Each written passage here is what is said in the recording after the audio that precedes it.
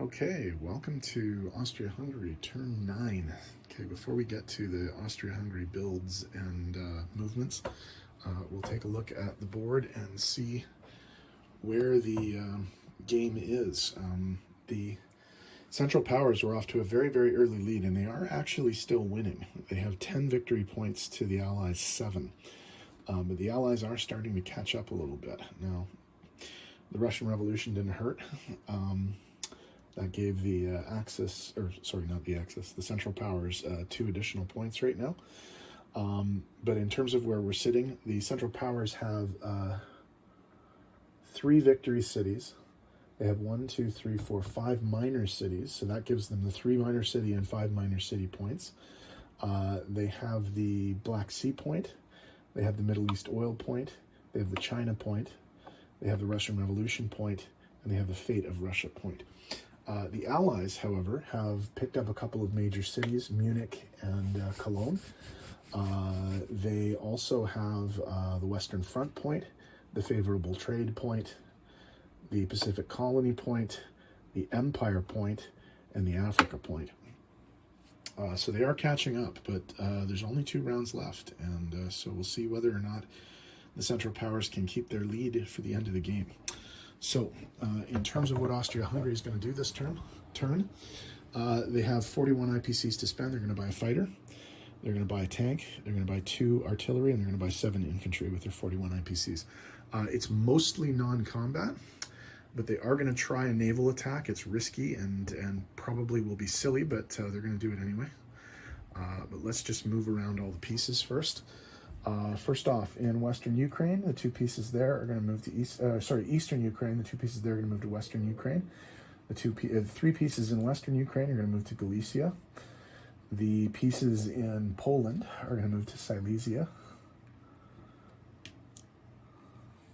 The pieces in Galicia are going to move to Austria. The artillery from Tyrol is going to move to Austria, and the 1 infantry and 1 artillery from Dalmatia are going to move to Austria. Now, the attack that's probably kind of dumb, but I'm still going to do it anyway, just to see if I can get rid of some of the American Navy, is I am going to come down into this sea zone with 2 submarines and a cruiser, and try and hit some of this stuff. So we have to roll 3 mine hits first. So we'll back up here so we can see the thing. We have to roll 3 mine hits. So this is for the cruiser. It's okay. One of the subs, it's okay too. And the other one of the subs, it's okay too. So we successfully dodged all those mines. And I am assuming that one of the 2 cruisers will go on destroyer duty, basically, like Axis and Allies style destroyer duty. So they'll drop to 2. So the cruiser and 2 subs will fire a 3 and 2 twos. And we got 1 hit there. And then the damaged battleship, the cruiser, and effectively the destroyer right now, plus 2 transports together, will fire a 3, 2 twos, and a 1. And we got 1 hit there. So we will lose a cruiser and a submarine. Okay, so that's American. All right, next roll will be a 3 and a 2, because we have a cruiser and a submarine left. And we got a hit. And now we have 2 twos and a 1. And we got a hit with the 1. Nice. Okay, so we have submarine and cruiser. So we have a 3 versus a 2. Actually, should we damage? No, we'll get rid of the battleship, I guess. And we'll leave the cruiser. So it's a 3 versus a 3 is going to be. That's smarter, obviously.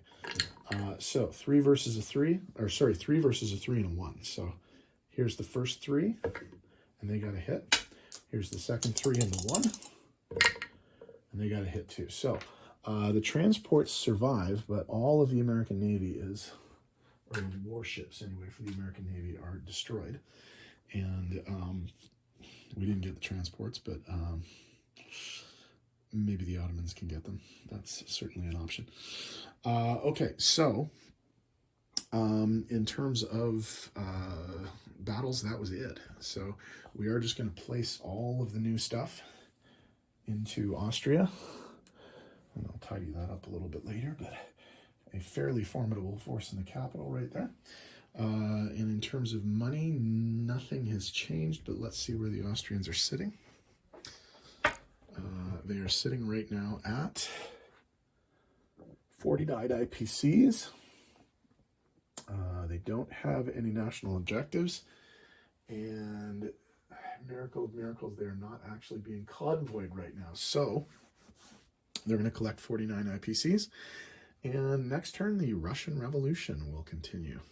So see you in that video.